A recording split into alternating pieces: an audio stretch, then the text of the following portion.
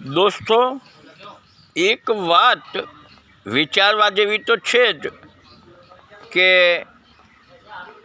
100 કૌરવો હતા તો જ્યારે પહેલાંની ઉંમર 100 વર્ષ થઈ હશે ત્યારે છેલ્લાની ઉંમર કેટલી હશે?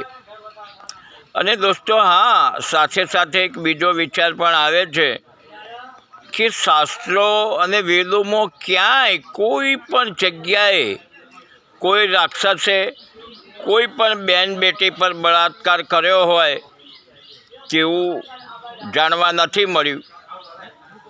અને દેવોની જ્યાં વાત કરીએ તો કેટલાય દેવોએ કુકર્મો કર્યા છે, જેમ કે ઇન્દ્રએ કૃષ્ણએ છેડતીઓ કરી છે, કોઈ દેવોએ નશા કર્યા છે અને દેવોએ કેટલાય એવા કામ કર્યા છે. તેની સામે રાક્ષસોએ કોઈ જગ્યાએ બળાત્કાર નથી કર્યો. વાત તો થોડીક વિચારવા જેવી છે જ દોસ્તો. ન સમજાય તો ફરી સાંભળો, વિચારો અને હોશિયાર બનો.